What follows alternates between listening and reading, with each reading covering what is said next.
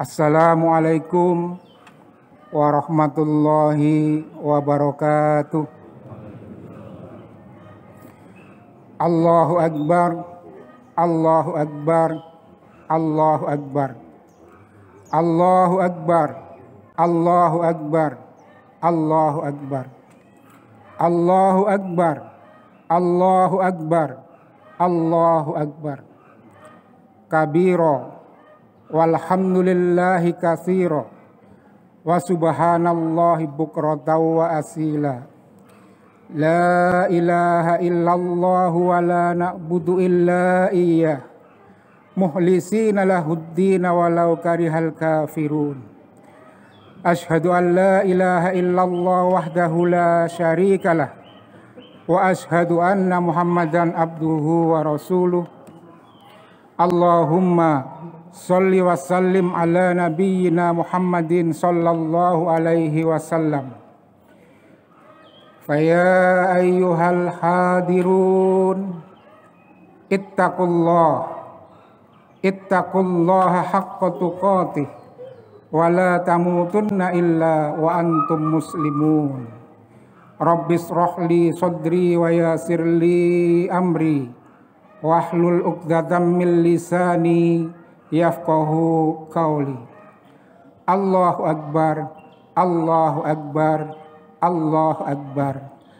Jamaah Id Al-Munawwarah yang berbahagia, mari kita bersyukur kepada Allah Subhanahu wa Ta'ala karena pada pagi hari ini kita masih diberi kesempatan untuk berkumpul bersama melaksanakan sholat Idul Fitri setelah sebelumnya kita beribadah sebulan penuh di bulan suci Ramadan yang penuh berkah dan rahmat. Sedekah adalah salah satu amalan unggulan di bulan suci tersebut, bahwa Rasulullah Shallallahu Alaihi Wasallam adalah orang yang sangat gemar bersedekah, terutama di bulan Ramadan. Oleh karena itu, semoga tarbiyah sedekah di bulan suci Ramadan dapat membawa kita menuju revolusi finansial hakiki pasca Idul Fitri ini, dengan cara kita selalu bersedekah secara istiqomah setiap hari. Sidang Id Al-Munawwarah yang berbahagia, berbicara tentang sedekah, ada satu cerita yang sangat menarik. Alkisah, ada seorang pemuda yang bernama Ahmad, profesinya sebagai penjual kayu bakar. Setiap pagi Ahmad pergi ke dusun seberang untuk membeli pohon-pohon tua, kemudian ditebangnya, dipotongnya, dan dipanggul ke pasar untuk dijual.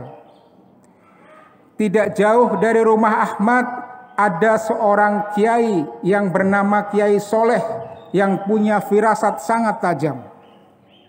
Hari itu Kiai Soleh punya firasat bahwa Ahmad akan mendapatkan bahaya. Pagi berlalu, siang pun berlalu, datang sore hari, maka Ahmad seperti biasa pulang dari pasar habis menjual kayu. Kemudian di jalan Ahmad bertemu dengan Pak Kiai Soleh. Lantas Pak Kiai Soleh terkejut, bercampur bahagia. Bahagia karena ternyata Ahmad pulang sore hari dalam keadaan sehat walafiat. Terkejut dan heran karena sebenarnya tadi pagi Pak Kiai punya firasat buruk terhadap Ahmad bahwa dia dalam keadaan bahaya. Maka sang kiai pun bertanya dengan penuh penasaran kepada Ahmad, "Wahai Ahmad, apakah kamu bisa cerita kepada saya apa yang terjadi di hari ini?" Kemudian Ahmad pun bercerita, bahwa saat dia memanggul kayu bakar akan dijual ke pasar, di siang hari dia letih dan lapar, maka dia pun beristirahat di tepi sungai. Kemudian dia ambil bekal nasi bungkusnya yang dia bawa dari rumah. Menjelang dia makan nasi bungkus yang dia bawa, tiba-tiba ada seorang yang datang yang sangat kelaparan. Tanpa pikir panjang, maka Ahmad pun memberi nasi bungkus yang hanya satu-satunya itu dikasihkan kepada orang yang kelaparan.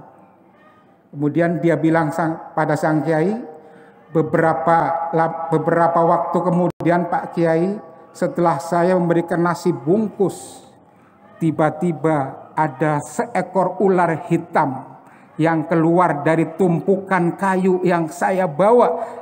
Dia kemudian berlari menggelosor ke sungai. Kemudian Pak Kiai Soleh manggut-manggut tanpa paham, itulah sedianya ular yang hendak mematuk Anda hari ini. Berkat Anda sedekah, maka Allah ridho bahwa kamu hari ini masih selamat. Sidang Id Al-Munawwarah yang berbahagia, kisah ini sangat sejalan dengan hadis Nabi. Bersegeralah sedekah, karena sungguh mara bahaya tidak mampu melampaui sedekah. Hadis riwayat Baihaqi, dan juga hadis ini diriwayatkan oleh Muslim. Bahkan dalam hadis lain riwayat Tirmidzi disebutkan, bersegeralah sedekah karena sungguh mara bahaya tidak mampu melampaui sedekah. Bayarlah segala kesulitanmu dengan sedekah. Obatilah segala penyakitmu dengan sedekah.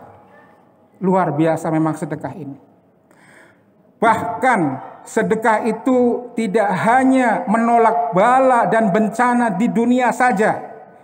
Di akhirat pun bagi orang yang gemar sedekah, nanti insya Allah kita akan diselamatkan dari mara bahaya yang sangat pedih. Ya ayyuhalladzina amanu hal adzullukum ala tijaratin tunjikum min adzabin alim tu'minuna billahi wa rasulihi wa tujahiduna fi sabilillah bi amwalikum wa anfusikum. Wahai orang-orang yang beriman, maukah kamu aku tunjukkan sebuah perniagaan yang dapat menyelamatkan kamu dari mara bahaya, dari azab yang sangat pedih? Maka berimanlah kepada Allah dan Rasul-Nya, kemudian berjuanglah di jalan Allah dengan harta dan jiwamu. Berjuang dengan harta tidak lain adalah sedekah.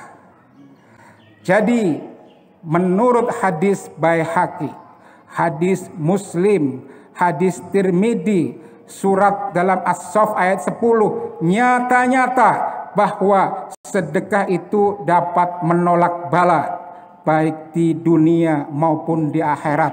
Yang artinya sedekah itu jauh lebih hebat daripada asuransi manapun. Kalau asuransi kita ditabrak dulu baru klaim asuransi. Tapi kalau kita mau bersedekah, insya Allah kita dijaga terhindar dari kecelakaan.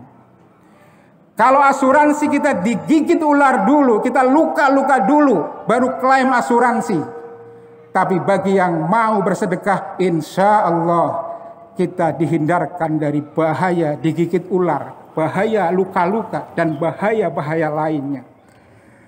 Maka alangkah ruginya baik kaum mukminin yang sampai hari ini tidak mau bersedekah secara rutin untuk menyelamatkan dirinya, untuk menghindarkan dirinya baik dari mara bahaya dunia dan akhirat. Kalau disebutkan bahwa sedekah dapat menghindarkan diri dari azab yang sangat pedih, yaitu neraka, maka bagi yang sedekah tempatnya adalah surga jannatin naim. sebagaimana difirmankan oleh Allah dalam Ali Imran 133. Wasari'u ila mahfiratin mir rabbikum wa jannatin arduhas samawati wal ard uiddat lil muttaqin alladzina yunfikuna fis sarra'i wad dharra. Kata Allah, bersegeralah kalian kepada ampunan Allah dan kepada surga seluas langit dan bumi yang disediakan untuk orang-orang yang bertakwa. Siapa mereka? Yaitu orang yang mau bersedekah baik di waktu lapang dan di waktu sempit. Ini jelas bahwa bagi kita yang gemar bersedekah, Allah ridho kita dimasukkan ke dalam surga. Amin ya rabbal alamin. Pertanyaan selanjutnya, mengapa dengan bersedekah Allah ridho memasukkan kita di dalam surga?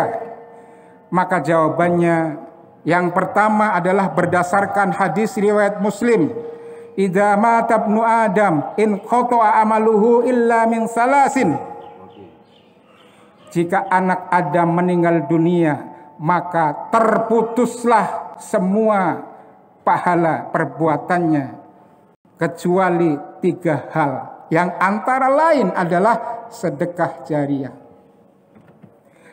Jadi kalau semasa hidup kita gemar bersedekah, kemudian kita meninggal, maka di alam kubur kita masih menerima aliran pahala sedekah jariah. Oleh karena itu, bisa jadi, sekali lagi bisa jadi, pahala yang kita kumpulkan di alam kubur itu jauh lebih banyak ketimbang pahala yang kita kumpulkan semasa hidupnya dalam hal seperti ini.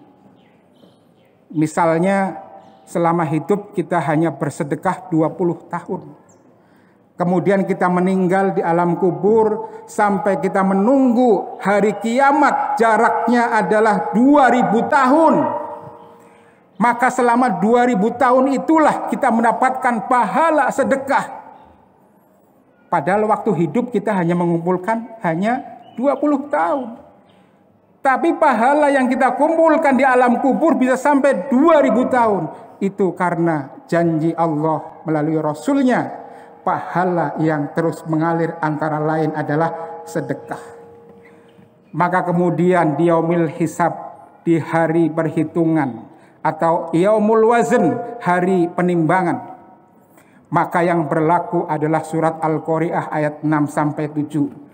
Fa amma man sakulat mawazinuh fa huwa fi izatir radiyah. Maka barang siapa yang berat timbangan kebaikannya, tempatnya adalah surga yang memuaskan. Bagi kita yang gemar bersedekah waktu kita hidup, kemudian ditambah pahala di alam kubur yang begitu menumpuk, mungkin saja kita heran, kok tahu-tahu setelah ditimbang pahala sedekah kita itu luar biasa besar. Itu karena pahalanya terus mengalir. Dan kalau kebaikan kita ditimbang lebih banyak, maka kita akan masuk surganya Allah sesuai dalam surat Al-Qari'ah ayat 6-7. Sidang Id Al-Munawwarah yang berbahagia. Pertanyaannya adalah kapan kita harus bersedekah?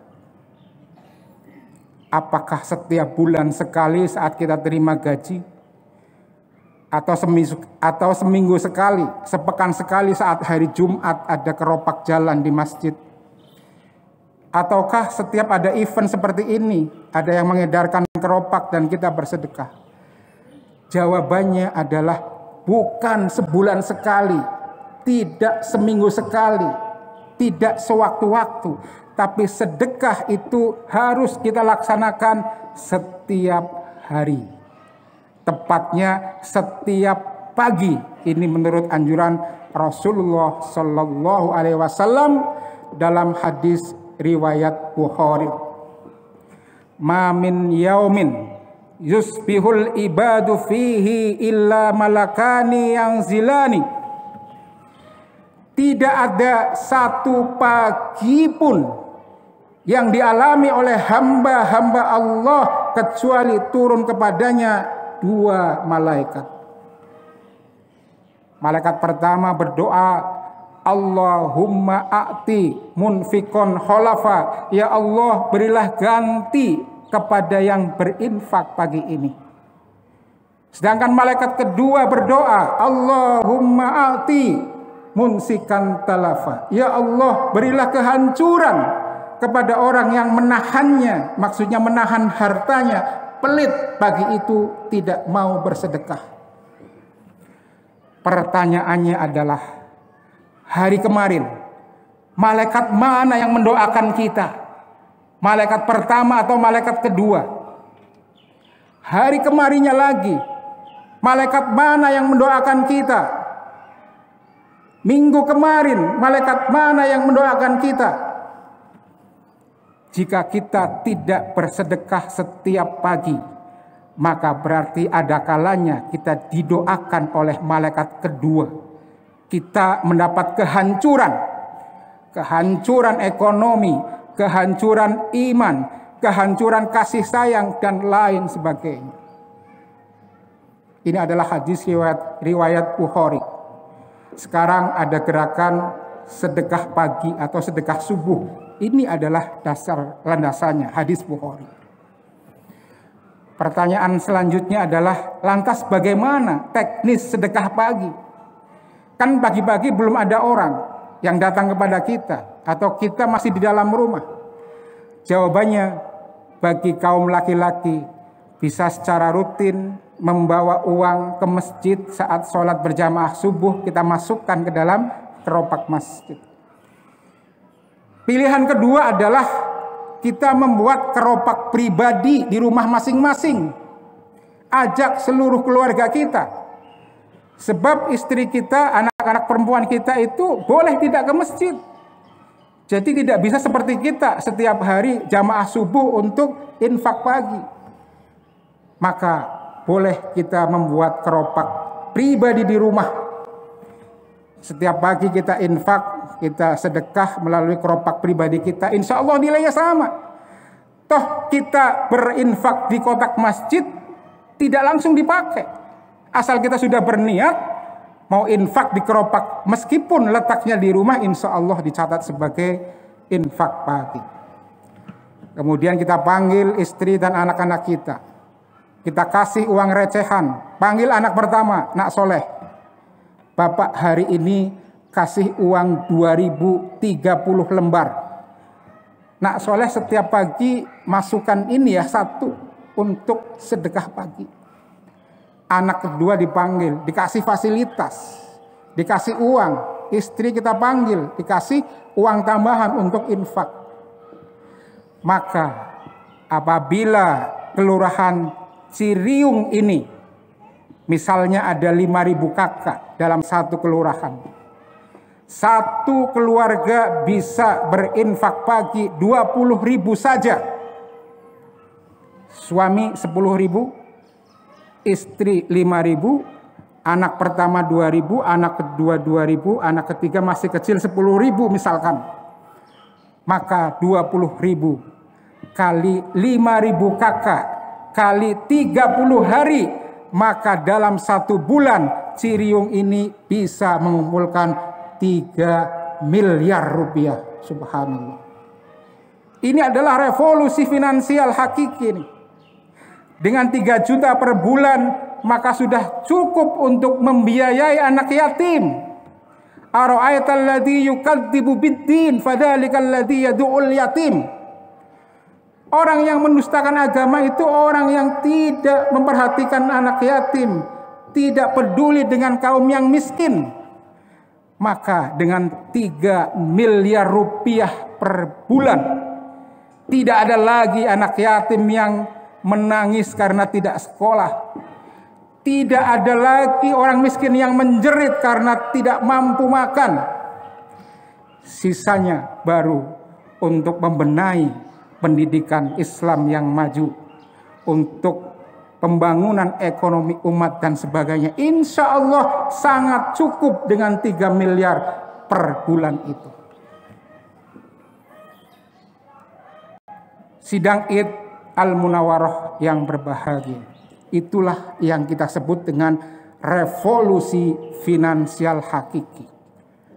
Yaitu jika seseorang sudah dapat menggunakan uangnya untuk program keselamatan, untuk program menolak bala di dunia dan di akhirat, sekaligus power uangnya dapat untuk memelihara anak yatim, mengentaskan kemiskinan, membangun pendidikan yang cukup bagus, yang sangat bagus bahkan, dan untuk membangun ekonomi umat. Sidang Id Al-Munawwarah yang berbahagia, jangan sampai pada saat kita sakaratul maut nanti kita menyesal karena infak sedekahnya sedikit. Sebagaimana disebutkan oleh Allah dalam surat Al-Munafikun ayat 10. Wa anfiqu mimma razaqnakum min qabli ayyatiya ahadakumul maut fayaqula rabbi laula akhartani ila ajalin qarib fa asaddaqu wa akum minas solihin. Kata Allah, dan berinfaklah dari sebagian rizki yang telah aku berikan kepadamu sebelum engkau mati, dan engkau berkata, ya Rob, mengapa engkau tidak tunda kematianku barang sebentar saja? Fa'asoddaqo, niscaya aku akan bersedekah. Ini adalah rahasia Allah yang dibocorkan kepada kita. Saat sakaratul maut banyak yang menyesal seperti itu. Mudah-mudahan bukan termasuk kita. Jadi ringkasnya, yang dimaksud dengan revolusi finansial hakiki adalah saat kita setiap pagi hari mampu menyisihkan uang kita untuk bersedekah pagi. Didoakan oleh malaikat pertama, kemudian ajak seluruh keluarga kita, istri dan anak-anak kita mulai besok pagi. Dan ini bisa dibantu fasilitasnya oleh DKM bila perlu. Sidang Id Al-Munawwarah yang berbahagia, terakhir kalinya khotib berpesan kepada diri sendiri dan berharap kepada Allah, mudah-mudahan di sisa usia kita bisa menjadi orang yang istiqomah untuk selalu bersedekah pagi, mengajak keluarga. Pulang dari sini, yuk kita langsung cari biskuit, bekas kaleng biskuit, kita lubangi bagian atasnya untuk keropak pribadi. Bagi yang tidak punya kaleng biskuit bekas, bisa pakai kardus bekas. Yang penting segera, tidak ada lusa, tidak ada pekan depan, keburu semangatnya pudar. Innallaha wa malaikatahu yusholluna 'alan nabi. Ya ayyuhalladzina amanu shollu alaihi wa sallimu taslima.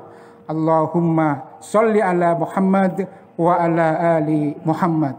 Allahumma fir lil muslimina wal muslimat wal mu'minina wal mu'minat al ahya'i minhum wal amwat innaka antas sami'un qaribun mujibud da'wat ya qadiyal hajat bi rahmatika ya arhamar rahimin. Allahumma arinal haqqa haqqan warzuqna ittiba'ah wa arinal batila batila warzuqna ijtinabah. Rabbana atina fid dunya hasanah wa fil akhirati hasanah wa qina adzaban nar. Wa sallallahu ala sayyidina Muhammadin wa ala alihi wa ashabi ajmain. Subhana rabbika rabbil izzati amma yasifun, wassalamun alal mursalin, walhamdulillahi rabbil alamin. Ibadallah, innallaha ya'muru bil adli wal ihsan wa ita'i dzil qurba wa yanha 'anil fahsai wal munkari wal baghi ya'idukum la'allakum tadhakkarun. Wa la dzikrullahi akbar. Allahu akbar, Allahu akbar, Allahu akbar, walillahil hamd. Wassalamualaikum warahmatullahi wabarakatuh.